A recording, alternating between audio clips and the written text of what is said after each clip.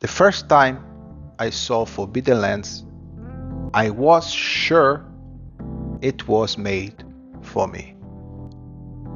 I already made some videos here in the channel explaining why I think Forbidden Land is perfect for solo. Even before the official solo rules in the Book of Beasts, I already knew that Forbidden Land would be a great game for solo.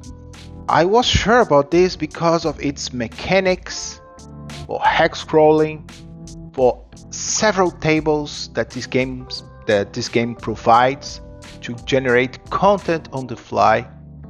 The setting itself is great, and with the addition of the solo rules, we have official oracles that we can use to play this game. There are some videos here in the channel where I play Forbidden Land solo. However, I felt that it was too tough to play with one single character. Even if we have like a companion with us, I feel it's not enough.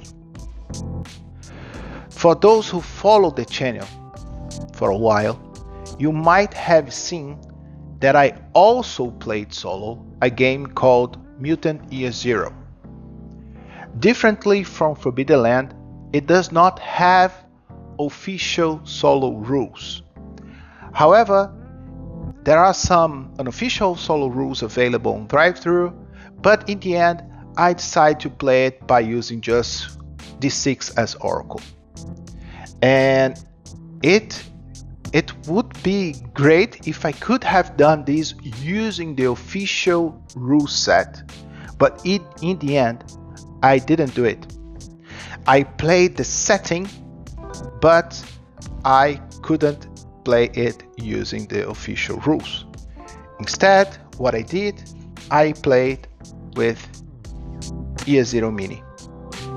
I already also made a video here in the channel talking about Year Zero Mini because it's really light and it simplifies way more the Year Zero engine, and it worked really well. Of course, I could not use Year Zero Mini as it is. However, it is stated that Year Zero Mini is a framework, meaning that I can take this and change it and adapt it. And in the end, we had this character sheet here. So I changed it a little bit, some stuff, but I was able to play Mutant Year Zero by using Mutant Year Zero, actually the Year Zero Mini rule set, and it worked perfectly. When Free League released the Walking Dead RPG, I was like not too much confident that it would be a good book. I'm not a big fan of the Walking Dead universe, but when I saw the rule set in the end, I thought, yeah, I should try it. And for me, this is one of the best rule set, mainly for solo play. It simplifies everything. The core aspects of the game are still here, but the combat is simplified. Everything here is way simpler, and we also have two ways to handle combats. We have duels and we have brawls. Basically, duels is the most simple way to have a combat, where brawls requires a little bit more complexity, but it's way simpler than Mutant Year Zero or Forbidden Lands. If we go to the end of the book, we also have the solo rules that makes the combat even better. And it's funny because the person who wrote the Year Zero Mini rule set or framework is Matt Kay, the same guy who wrote the solo rules for the Walking Dead RPG, and I could see clearly some similarities. The simplicity of Year Zero Mini is here. Then I was wondering, should I try to play Forbidden Lands setting using these rules here? Is it possible? And then I started some experimentations. I tried a little bit here, I tried a little bit from here, and so on. But in the end, I came back to the simplicity of Year Zero Mini. So I'm doing this video because when I just check the newest games, the Electric State, for instance, and even the new Coriolis that is going to be released soon, I see that Free League has been changing their engine by removing skills and keeping only talents, for instance.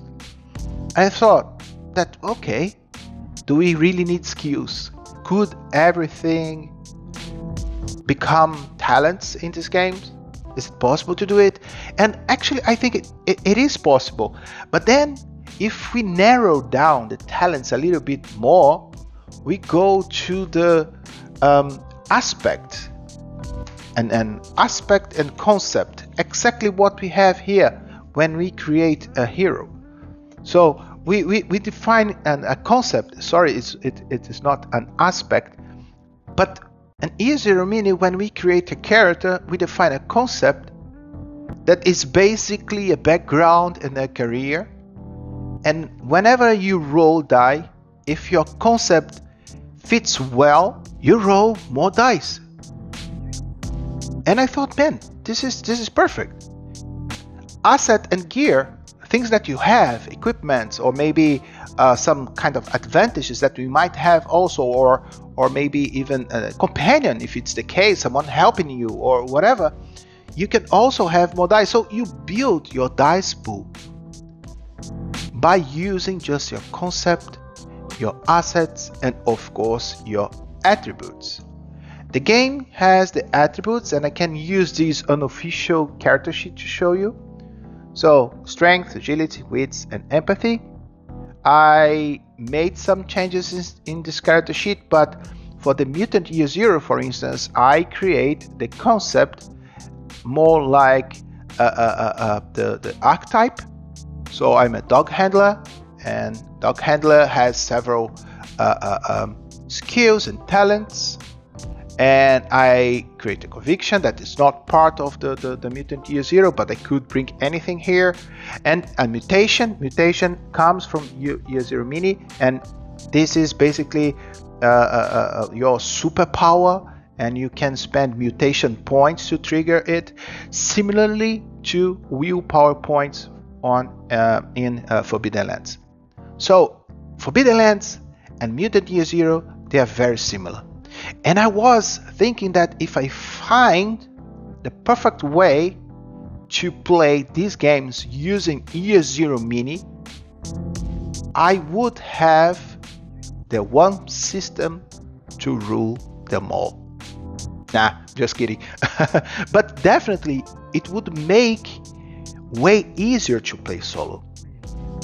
And I see that Free League, since The Walking Dead, they have been changing the Year Zero engine to become simpler. They did this with Walking Dead. They did this with the Electric State. I can see it also in the new Coriolis.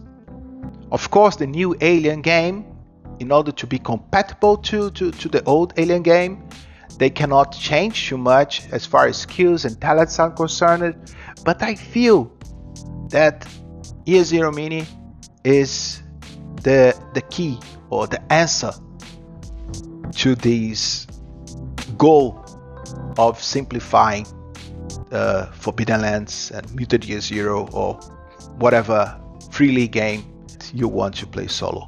In the end, what I mean is, I do not have all answers now, but I thought that I I had to share with you all what I have been thinking.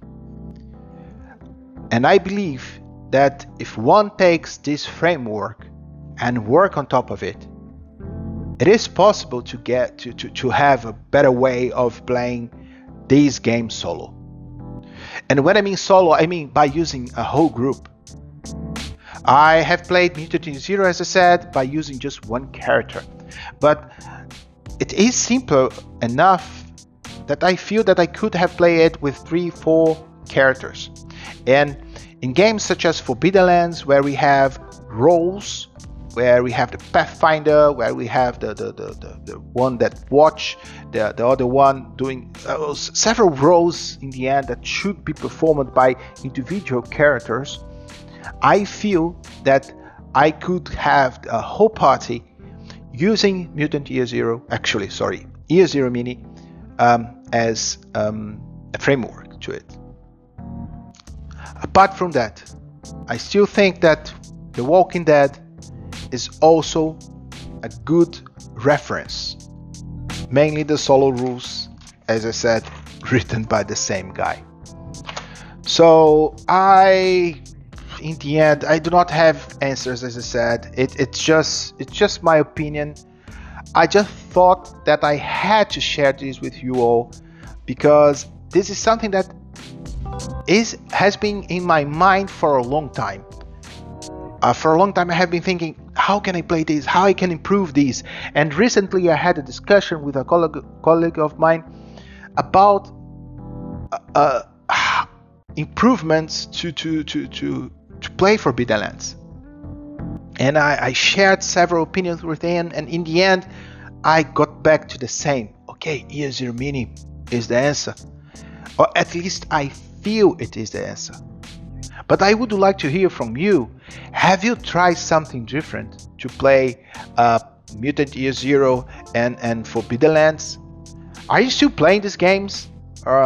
Because I see several people comes to my channel and watch mainly Forbidden Lands videos. So, what is your take on this topic? Did you know about Year Zero Mini? Yeah, and that's it. So, thanks for watching. See you in the next video. Bye bye.